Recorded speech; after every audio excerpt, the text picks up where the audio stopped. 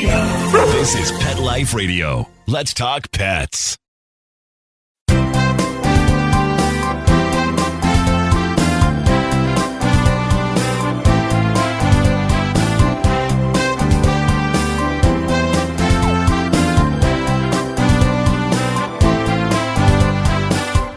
Welcome. You're here live with Dr. Jeff Werber here on Pet Life Radio's Ask the Vets with Dr. Jeff, live call-in radio show. The key words there, live and call in. And you can actually, better than call in is you can join in. So to get a hold of me, to ask me anything you want, talk about your pets, talk about anything, area code 877-385-8882, 877-385-8882, toll free. You can also join us here on Zoom. If you have access to your computer or your cell phone as we speak, you can go on to Pet Life Radio. You can click on shows, go to Ask the Vets with Dr. Jeff, and there is a link left there for you to Zoom, and you can join us right here live on Zoom, video chat with your pets. It's fun, it's great, and it's the way of the future. Well, we're seeing so much more, a lot of bad things about COVID. We all get it, but one of the good things is we're realizing how many people love telemedicine. How many people love to not have to get in the car, not to fight traffic, can stay home, get their questions answered, have your vet or one of the staff members from your hospital help you evaluate and find out, you know what, this could wait. Or guess what, it's not, you don't have to come in at all. Or on a follow-up. How about a follow-up? You say, you do a surgery, you want to come in, you want to see what the incision's like, you see how the pet's doing. Guess what? You can do that online. So it really is. It's great. So that's what you should practice by joining us here right now on Pet Life Radio's Ask the Vets with Dr. Jeff on Zoom and see kind of what it's like. So anyway, as you know, I like to peruse the news, what's going on in the veterinary world. And I just, really, when you think about it, you guys don't have access to some of the publications and things that I have access to. So some of these things you might not know. And some of these things are actually, as a pet lover, you probably will find very, very interesting, as did I. And here's one that I liked. All right. Think about all the different species, not only different species, not only different mammals. I'm talking about reptiles and birds. And one thing that these researchers found out is that the chemical composition of their tears across species, very little difference between the species. And that includes us, mammals, all the breeds and species within the Mammalia family, and then also reptiles and birds and amphibians. They're all very similar. And even the structures that secrete them are very different, but the actual composition of tears are very similar.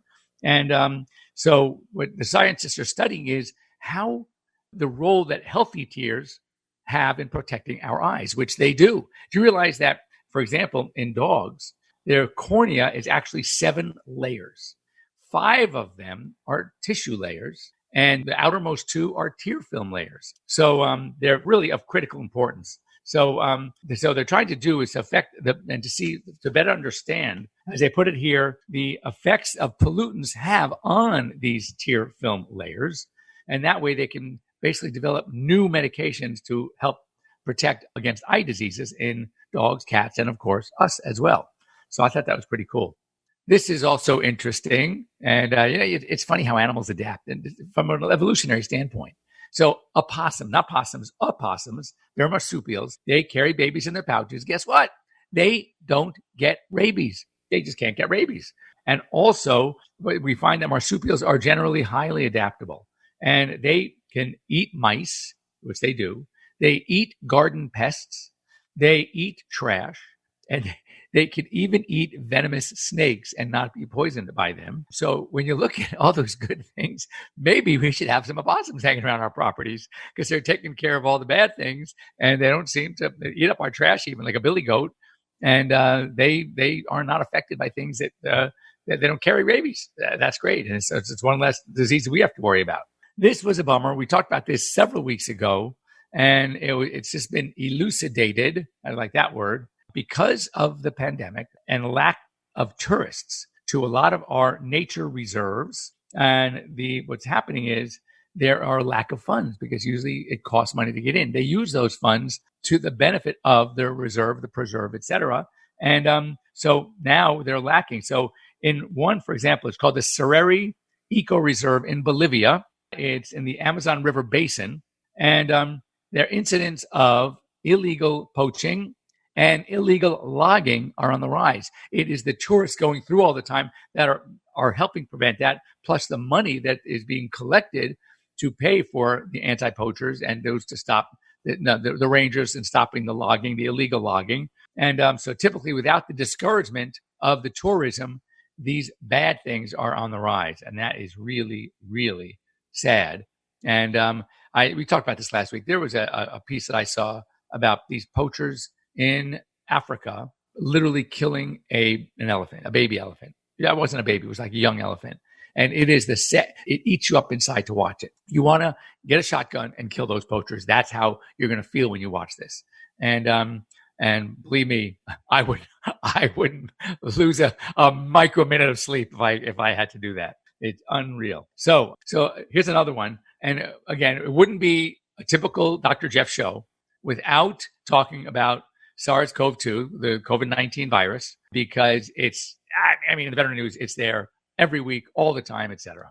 And this was interesting that though dogs aren't really susceptible to the virus, all right, and are highly unlikely, and I'll explain how it can happen, but highly unlikely to transmit the virus to us, to people, the experts are saying now it's still a good idea because we are learning so much more about the transmission, about the virus itself, that you should practice social distancing from dog to dog. So when you are walking your dog in a neighborhood, they're on a leash. You're not. You're holding the other end of the leash. So you can maintain the social distance between a person coming at you or passing you by. But your dogs on their extended leashes, they can actually nose to nose. And they're not wearing masks. Good luck trying to get a dog to wear one. So we should pull our dogs in and also try to maintain that social distance. Now, here's how remotely possible it could be for a dog to transmit the virus to us. So, and there have been one or two cases where it was suspected. So someone in the household is COVID-19 positive and the dog sleeps with them in bed, as they should, and at least according to me. And the pet parent who is positive coughs or does on the dog or gets a sputum, whatever, and the dog then licks itself because they clean themselves, or a cat, by the way, and now they have it in their mouth. Now they go to another innocent family member who is not positive, who's been separating themselves in the house, right? The owners, the positive pet parent family member is doing their own social distancing. They're doing their own quarantine, but the dog is going back and forth. Now the dog licks you in the face, all right? And it's recently had picked up an active particle. Can they transmit it to you? The answer is yes. Just like, as we call the fomite, just like someone having it on their hands, touching that doorknob or the freezer handle at the grocery store, and then you go ahead and touch it, and then you make your sandwich or whatever when you get home. It is possible. Remote, it's probably not going to happen, but it didn't happen in my house. But it is something that feasibly could happen. So we want to just take the extra precautions as we know. Now, dogs don't get sick. At least we know they can carry it, and you can test a dog and be positive, but no illness. Cats, on the other hand, and ferrets can have a mild respiratory infection. They don't die. If you remember the lions from the zoo, the Bronx Zoo, they did not get sick. I mean, there was the tigers, excuse me, and they did not get sick, but they were positive. I mean, they tested positive, and they did have a little respiratory infection. Nothing that no one died. No cats died. The one animal that was in the news for testing positive and died did not die of COVID. Just so you know, it had an underlying, I think it was lymphoma, some other disease, but it was not COVID. Now, the question arose then, was the virus the reason for the rapid progression of the lymphoma? Well, that's a different story. But now you're going off in circles. You're going to drive yourself nuts. Anyway, it is better to be safe than sorry. And that would be my recommendation. This is really cool also. And that is the American Veterinary Medical Association. And they put out finally a veterinary cannabis report. So it's exploring this efficacy, how effective it is, safety, potential adverse side effects, and the current regulatory landscape. I just saw this last night. I have not downloaded it yet. I'm going to read it. We can talk about it next week. Now, regardless of what it says, and this information is very important to us as veterinarians, being able to recommend it, to prescribe it, but that's only a part of the battle. The other part of the battle is the state laws. And right now in California, unless I heard this is changing, or it may have already changed, if the cannabis is from 100% industrial hemp, then it's safe and legal to recommend, to prescribe, to sell. But if not, even though it's 100% cannabis, that it's still in California, even though I can buy it, I can walk into the store and buy it legally, but I can't prescribe it to my patients. I can't sell it from my practice, all right? And I can't use it on a patient's pet. That is wacko ridiculous. So sometimes, as much as California is a great state to live in, there's a lot about California that, trust me, if I knew then, 58 years ago, we moved here. I was 7 when we moved here. Then I would say, are you nuts? California, the real estate's insane. Taxes are insane. The rules are ridiculous. And to be an employer in California, oh my God, you may as well shoot yourself now because it's insane. The employees can walk all over you. They can say anything they want. Oh, it is the worst place. This is where I'm really glad I sold my practice. So this is also cute, which a lot of us who have been using this in the past have already known this, but dogs and cats living together in spaces, right, can live at peace sometimes with the help of some pheromones. I'm sure you've heard of Feel Away, or now they call it Feel Away Friends, or at least they do in the UK. This is where the study was done. And Adaptil, which is a pheromone for dogs, and it really does work. Now, the other solution is my answer, which is have a bunch of dogs and a bunch of cats. And so now my dogs are so used to living with cats that when I just added a new kitten, I showed them to you last week, my cute little Jazz, that little orange tabby that is to die for cute, and he's getting so big so fast. Seeing that the other cats do not react, the dogs come up to him because they know he's new. It's a cat they haven't seen before. They come up to him, they sniff him, and he just sits there and takes it. And there is zero chasing, running, hissing in my household with all my dogs and cats. It's like, I always joke, my cats read the dog book by mistake anyway. So they are just so dog-like in behavior and in their general personality that, they come up to you, they rub against you, they want to jump on your lap, they love to be petted. If you're not playing with them, they'll come in and they'll start grabbing at your fingers to start playing with them. They're like dogs. Like a dog nudges at your hand if he wants to be petted. My cats do the same. And this is also cool. Before we go on our break, the EPA, the Environmental Protection Agency, just okayed a food flavoring that repels and kills insects. It's called Nootkatone, Nootkatone. It's found in grapefruit and in cedar trees. So it's a natural product and not toxic to us at all.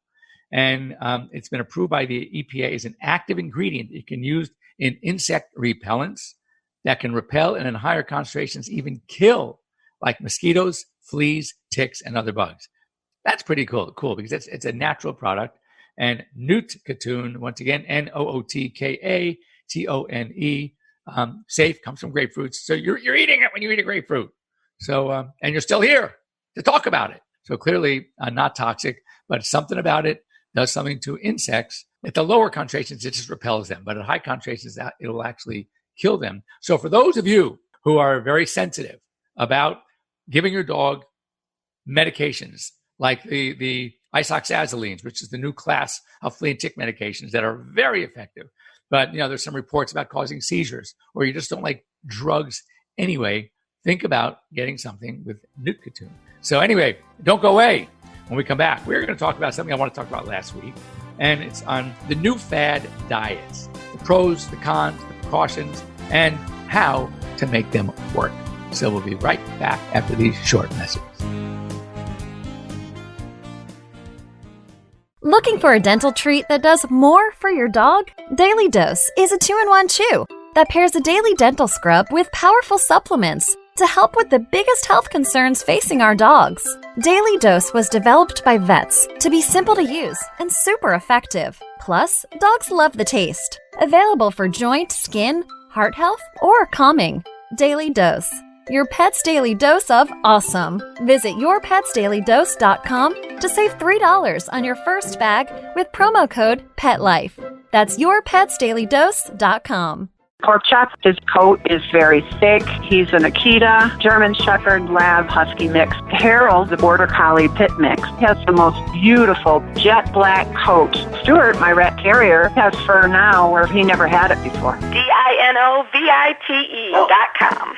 Dinovite will give them a beautiful, lustrous coat. It will make you smile. You get some Dinovite, how happy your dog will be. DINOVITE.com. Let's talk pets Let's talk pets on Pet Life Radio. Pet Life Radio. PetLifeRadio.com.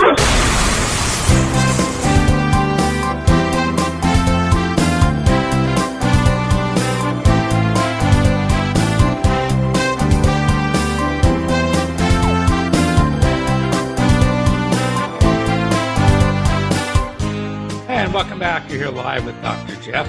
And I wanted to show you something that, for those of you who can see this, that one of my clients just sent me. And this is kind of what it looks like in my household with my 6 cats. And, you know, it's great when my cat clients say to me, so, Jeff, what do your dog clients think about the fact that you like cats better? And then my dog clients say to me, hey, Jeff, what do your cat clients think about the fact that you like dogs better? You know that I have equal opportunity. And clearly, I like them both the same. I could not do without either one. And I'm a sap. I'm a sucker. And especially working with rescues, oh, my God, how do you say no? It's like impossible. When I lost 2 in a short period of time, very old, 16 and a half and 14 and a half. And then about 6 months later, lost another, but I had already gotten 1. Within 6 months, I had 3 new rescues, dogs. And the cats just keep coming. The cats, whenever, you know, they're so easy. And I just love them. So anyway, new fad diets. What is going on here? When we had, you know, years ago, we knew that pet foods are huge. And pet companies and some of the biggest names that you wouldn't even think of. The 2 of the biggest pet food companies, the conglomerates, are candy companies. Number 1, Mars. Mars owns so many different foods. Number 2, Nestle Purina. Nestle. So what are they? It's the kids and pets. It's kids. That's what it's all about. Kids and pets. On the Mars side, interestingly, they're vet and pet business. They're the largest single provider of vet services in the world and the largest provider of pet food in the world. And still, they're known for Snickers and M&Ms. By the way, Snickers and M&Ms, chocolate, especially peanut M&Ms, my favorites. But they are, you know, when you think about the brands that they own, things you probably didn't even know. But okay, of course, you have Waltham, all right? And you have Pedigree, and you have Whiskas, and you have Royal Canin, and you have Iams, and Eukanuba, right? And Nutro, all right? And Caesar brand. So these all are Mars. It's crazy. And of course, the vet hospitals, they own VCA, they own Banfield, they own Blue Pearl. It's hard to avoid them. And yet now we're seeing so many food brands out there that like a Royal Canin, which was, you know, very high premium. Iams, Eukanuba were high premium. And now they're nothing. I walked into a friend of mine has this great pet store here in LA in Santa Monica. And his freezer section is like Kroger. All right. It's absolutely huge. And they have all these fresh meats, human grade, coming in, and people are buying this for their pets. And raw diets and this diet and that diet and now diets for not only puppies, but for specific breeds of puppies. Like you shouldn't feed your Cocker Spaniel puppy the same thing you're going to feed your Chihuahua puppy, the same as your Yorkie puppy. I mean, it's got to stop. It's a little insane. I truly believe much of this is marketing. So I caution you, and I caution anybody who's going to go into a pet store and have this pimple-faced 17-year-old high school kid telling you what the best food is. Guess what? There is no best food. Get that? There's no best food, like there's no best ice cream. There's no best car. It's all about what you like, what's right for you. That's what makes horse racing, is the fact there's differences of opinion. And you can give the best food, and your dog may not eat it. Guess what? Not so best anymore, because they're not even eating it. What? I feed my dog the best food, but he starved to death. I mean, come on. So you really have to be very wary when you hear these things. And you want to check, first of all, some guidelines. Make sure your pet eats it. Make sure that their stools are good. And again, anytime there's a transition, you got to do the transition slowly. Make sure that their coat is nice and shiny. They have lots of energy. Okay. Then that is a good food. It is one of the best foods for your pet. And what's best for your pet may not be best for your next door neighbor's pet. Or if you have 2 or 4 like I do, or 6 cats like I do, what is good for 1 or 2 or 3 may not be good for 4 or 5 or 6. So you really have to play the game right. Look for the AAFCO certification. AAFCO, the Association of American Feed Control Officials. It doesn't guarantee they're going to like it. It doesn't guarantee that it's going to solve all of your pet's problems. It doesn't guarantee it's going to be hypoallergenic for your pet. Okay. But it does guarantee that the nutrient value is there, assuming they eat it. So that's important. If they don't eat it, who cares? If your dog ate cardboard and all the nutrients, the essentials are put in the cardboard, then that would be okay. Don't try it. But it would be, it's the nutrients, it's the fiber, it's the fat, it's the protein. That's what the minerals, the vitamins, that's what makes the food acceptable for a pet. So you want to check with your veterinarian. Raw, new fad. I am not a fan. Which is why I started Dr. Jeff Optimum, because it's raw diet. However, it is freeze dried and goes through something called HPP, high pressure pasteurization. So it kills off all the bacteria, and then we actually culture each batch before it's packaged and sold. The reason is because we had a niche to fill, and I'm not a nutritionist. I'm a general practice veterinarian, but one of my very good friends and colleagues is one of the, 60 or 70 board certified veterinary nutritionists in the country, which means he went to vet school for his 4 years first. Then he did a residency in nutrition, took his boards, and he helped me formulate a food that is a well-balanced, acceptable food. Is it good for every dog? Absolutely not. Is it good for the pocketbook of every client? Absolutely not. You get to these things, they're expensive. The ingredients are expensive. The process is expensive. It's not for everybody, and that's okay. We're just trying to fill a niche. And some of these great food stores, and there's so many of them, are there to fill a niche. Now, another thing, vegetarian, vegan. I'm not a fan. Is it possible for a dog? Yes. For a cat? Absolutely not. Cats are obligate carnivores. They need to have their meat. They need their taurine. They need the building blocks of the certain amino acids, and it comes from meat. But I tell you this, if you are a vegan yourself and you have a big problem with what we call anthropomorphizing, which means you want to instill your own personal values into an animal. That's pretty dangerous to even think about doing that. But a lot of you are doing it. I know you are. So you are so strong, feel so strongly about it, you don't want your dog to eat any meat or animal product. Can it be done? Yes, it can. But here's the big test. I want you to fill a bowl. It's going to kill you to do it. But fill a bowl with some meat and put right next to your vegan diet.